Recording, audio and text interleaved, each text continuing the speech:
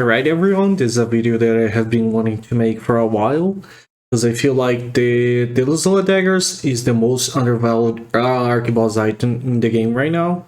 It's similar to the Deckman's wand. I think the Deckman wand was very undervalued because people didn't fully explore the weapon or understood, or better saying, the game didn't proper enough information about the item to show that it's better than it looks. So that's what this video is going to be about. It's going to be talking about the Deluzhnoa dagger and all the details behind the dagger that makes it much stronger than what people thinks it is right now, which means it's definitely undervalued in my view, but it's up to your opinion after all. Let's start.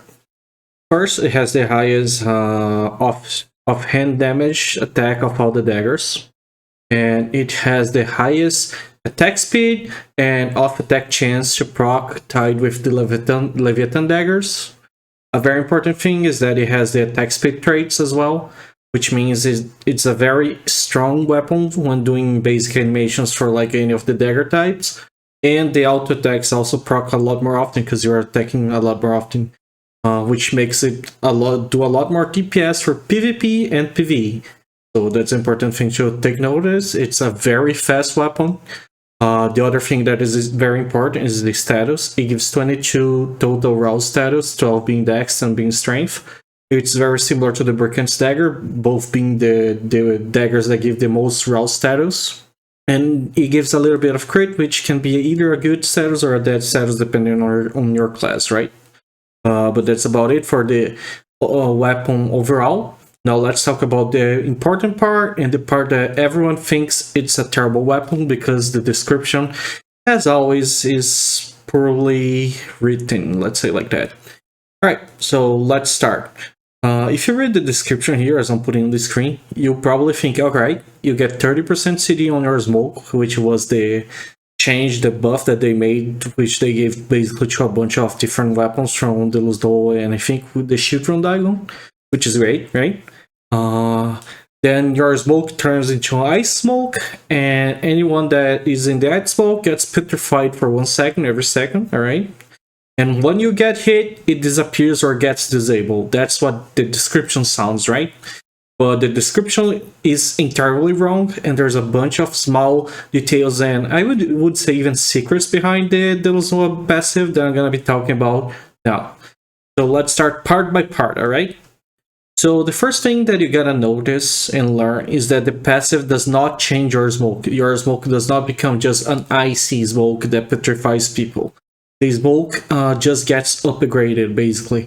So a lot of people think you're gonna lose the evasion part of the smoke, which dodges projectiles from ranged and magic with 100% chance, and melee if you put the spec, right? But no, what it actually does is just keep all of that, so it's the same thing from before the smoke. It just adds the benefit of the petrifying thing on the smoke for 1 second every second. So it's just an additional buff and it's not changing the original skill, like you still get the evasion benefits. Alright, second, let's talk about the 30% cooldown. This is a huge buff that was added on the last patch of the weapon, and a lot of people just glazed over it and didn't really pay much attention to it, but let me tell you why it's such a huge big deal.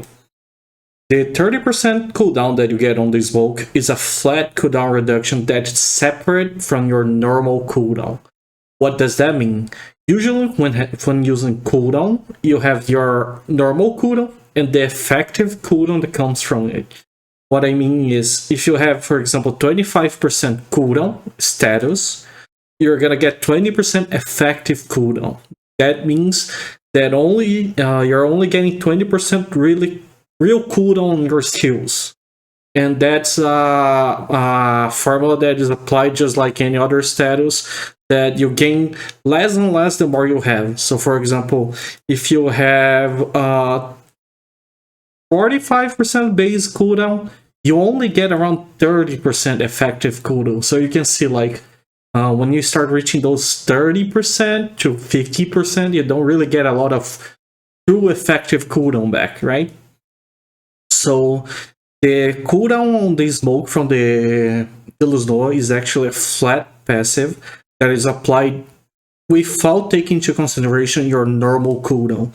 That means you get 30% cooldown straight up on the skill, plus whatever effective cooldown you have. So, for example, the skill has 30% from the Deluzhnoa, and let's say 30% from your effective cooldown, right? That means you get 60% effective cooldown on the skill, which is a lot of effective cooldown. So just in case you want to have a proper measure of how much that is, if you want to have 60% effective cooldown on any other skill, you would need to have 150% base cooldown. That's like impossible and insane. Even if you're just adding, let's say, 30% from the Deluzhnoa and 20% effective cooldown, which is 25% base cooldown, but let's say like that, it's 50% total cooldown, right, on the skill. And if you had to put 50% effective cooldown, that would be at least 100% base cooldown. So that's also like just insane. What I'm trying to say is that the flat cooldown that you get on the smoke is actually huge. And it's something that is like very important, because the earlier is you have the smoke, the faster you can use it again, and the faster you can use the smoke itself, the ability to reset itself. So that means by having lower cooldowns on the smoke, you're gonna have a lot more cycles of using the skill, a lot more smoke. You're gonna be popping smokes a lot more often the more cooldown you have, so it's very effective actually. I'm gonna be showing you a graph now, talking about a little bit of the numbers and why it's a big deal. So let's start by talking about the level 5 epic smoke screen, right? Which is the total cooldown of 65 seconds. With 20% effective cooldown, it will go to 52 seconds. With 30% of the Deluzhnoa, it will go to 45.5 seconds. With the 20% effective plus 30% of the Deluzhnoa, which you get 50, you get to 32.5 seconds. And why is that huge? Because if we take into consideration Assassin Stance passive with Phantom Timer Mastery and see how those numbers get affected, you're going to start to see how important that is. The Assassin Stance passive is you have a 10% chance to proc this passive every time you get hit. So on average, every 10 attacks, you should proc it once. And it gives a reduction of 15.4% on your invisibility skill. But with the Mastery Phantom Timer, it also applies to your smoke. So you also get 15.4% of your smoke cooldown back. And it's very important that you understand this and how it works and why it's so big. Because even though the cooldown is on your current cooldown skill, not your total cooldown of the skill, it still helps a lot. You're gonna see here on the table that I made here, all the timers, all right, 65, 52, 45.5, 32.5, right, which is the full 100% cooldown, the 80% cooldown, the 70% cooldown, the 50% cooldown. When you proc the Assassin Stance, you're gonna be losing 10 seconds on the first one, 8 seconds on the second one, 7 seconds and 5 seconds. So you can see like you do lose the value there, but at the same time, if you check the whole numbers and the amount of times that you proc, you can see here on the rest of the table, if you proc once, you get 55 seconds, or 45 seconds, or 38.5 seconds, or 27.5 seconds.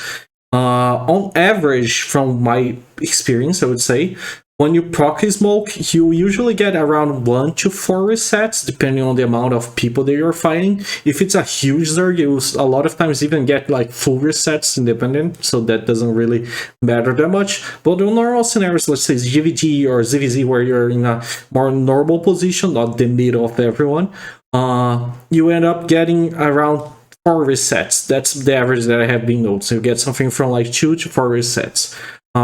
The reason why that's very important is because even though by 4 resets the numbers are close, let's say you'll have 20% of any effective cooldown from any dagger, you're gonna end up with 20 seconds left on your smoke screen. compared to the Deluzhnoa with the 20% effective cooldown, you're going to end up with 12.5 seconds on your smoke screen. And the reason why this 7.58 seconds is very big is because you also got to take into consideration the duration of the smoke screen. The smoke screen duration is 3 seconds by base, plus 1 second if you put the spec mastery, plus your buff duration, which is usually going to be over 50%, which ends up leading to a 6-second smoke.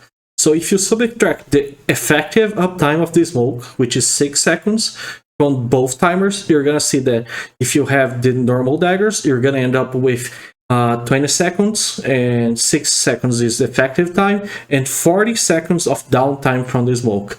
If you use that on the Deluzhnoa dagger, you're going to be with 12.5 seconds of cooldown, where 6 seconds is the effective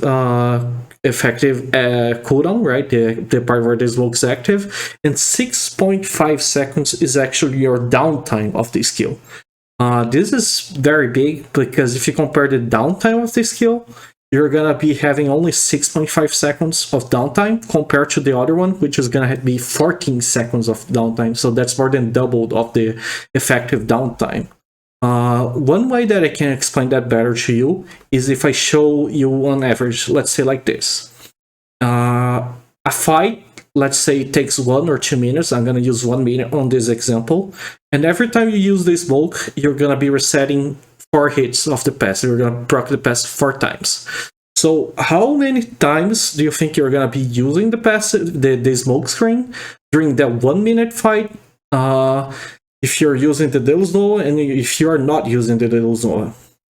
So here I'm making a calculation. You can see the 52 base seconds is using the 20% of the effective cooldown with any other dagger, and the 32.5 seconds is using the Deluzhnoa with the 20% effective cooldown. You can see that in 60 seconds a minute, considering you proc every time you use the smoke 4 times the passive, you're gonna get with the normal dagger 3 times the use of the smoke. You're gonna be able to use the smoke 3 times, all right? And during those 3 times, for 42 seconds, the smoke is gonna be down, and for 18 seconds, the smoke is gonna be up. Now, if you look for the Deluzhnoa, the proc, you're gonna be able to use it 5 times, which is a lot, meaning you're gonna have only 30 seconds of downtime and 30 seconds of uptime of the smoke.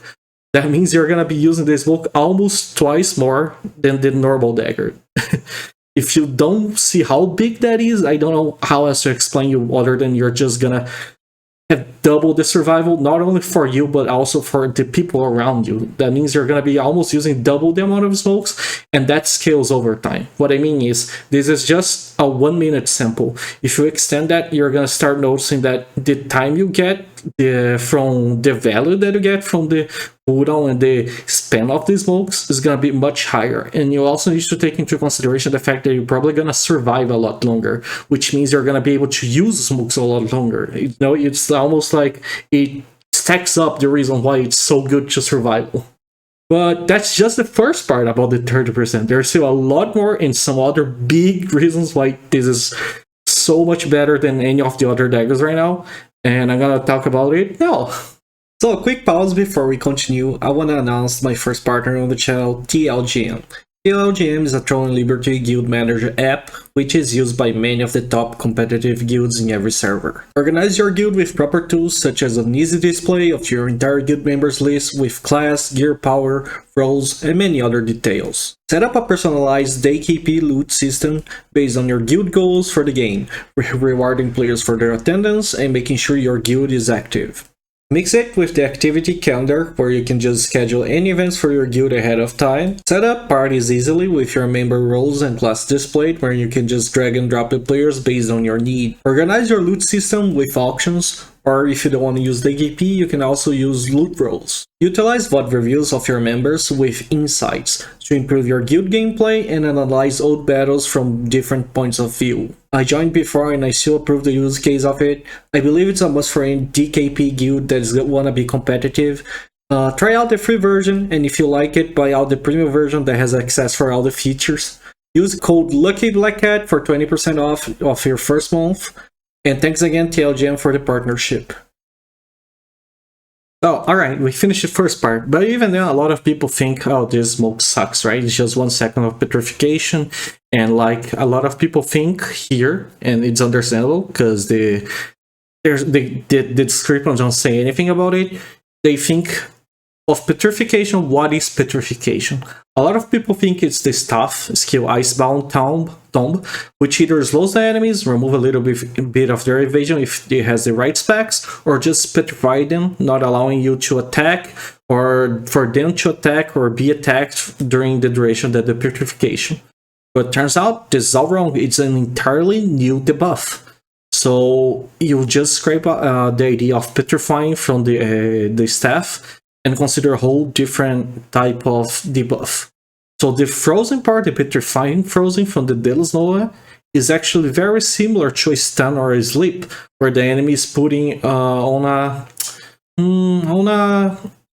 let's say frozen state, petrified state, where he cannot really do anything. He cannot attack, he cannot do any actions, and there's a big catch here, because you might think, oh, okay, that's fine. But the thing is, he can be attacked. So he cannot attack, he cannot parry, but he can be attacked, which means you get a free attack every time he procs on the enemy. And not only that, there's a huge thing here, that even if you hit the guy and you break the freeze, because that's how it works, he's gonna freeze, and then you're gonna hit once, it's gonna break the freeze. He will get, if he's inside his bulk, he will get another freeze proc, which means you get another free attack. And that's the part that comes from the description that is also wrong. The description says, and when you get hit, it disappears or gets disabled, or something like that, right? But it doesn't mean that when you get hit, the smoke disappears. That part is meaning is related to actually the enemy. When the enemy gets hit, the freeze / petrifying debuff disappears. So that's basically it. That's just the huge mistranslation that makes a lot of people think this dagger is terrible. What in reality, what it is it freezes the enemy cannot parry, the enemy cannot attack, the enemy cannot buff himself, debuff himself, he's just stuck, he's frozen, petrified. And you can hit him once to break and disappear with the debuff. So he's petrified and you get one free hit. And the big thing is, after that free hit, he can get petrified again if he's on top of this bulk. So you get multiple free hits. And this is not the only thing. This skill is really strong, not only because this, and in my opinion, is the best in slot for a lot of reasons related to that, but there's even better things behind it. For example, did you know that this skill not only can petrify enemies, but can also cancel skills? For example, the cord SNS spin, it can be cancelled, the guillotine charge can be cancelled, and any of the other skill that has casting can also be interrupted and get put on the cooldown. So it's like very strong for many of the classes current in the game, where they just go up to you and start charging or start spinning or start whatever, and you just interrupt them. So that's one of the huge things. The second huge thing is it goes through block. It forces an unblock. I'm gonna show you here in slow motion, and you can see like how big this is. If the enemy is on a block, or before the enemy blocks, the smoke goes through the block and petrifies the enemy, forcing them to unblock and take the hit. And you can see here, I play one dagger, so I play Cursed Bomber, basically, right?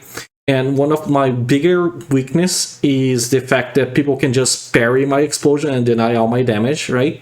But with Deluzhnoa dagger, I can just put this smoke on top of them, and even if they are blocking, it's gonna force them to get out of the block and basically unblock, right, the user. And then the explosion is gonna hit. You can see here on this video that I just recorded, for example. So that's like an insane huge buff, like a broken tech that I don't see anyone talking about. But just be aware of that. The Deluzhnoa smoke can actually force enemies out of their block. So it's probably one of the only weapons that can do that comes to my mind. It's huge, it's huge. And there, it gets even better. It gets even better. Like, the third secret about the Deluzhnoa dagger that a lot of people don't know, and that I didn't know, I learned recently after testing a lot of things, is that if the enemy gets petrified, the first hit after petrification, during the petrification, is always a crit. It bypasses endurance. It's crazy. So for example, if I have 0 crit and the enemy has 2000 endurance and I freeze the guy, petrify the guy, and hit during the petrification, he is gonna get critted. I just bypass his endurance. So that's the same as the invisibility first attack or the sleep first attack. It's big, it's huge, and the fact that it's AoE and proccing multiple times every second is just fantastic. It's just, in my opinion, the best dagger in the game. Like, I know why people are not using it, because people don't know why it's so good. But that's overall about it. Take up your own opinions from this video, of course. I'm just sharing the information that I learned from multiple tests and information that I gathered from other people that also helped me. I also want to talk the biggest weakened points of it, which is right now, it's based on your melee hit chance for the smoke to proc. So people that have a lot of melee evasion specifically, or users that have low hit, like if you are a person, for example, I play one dagger, I have really low hit.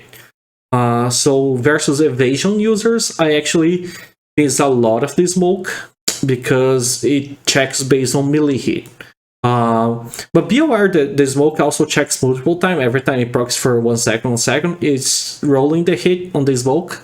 So you will still get the hits often with it. It's just that a lot of times you probably will miss as well.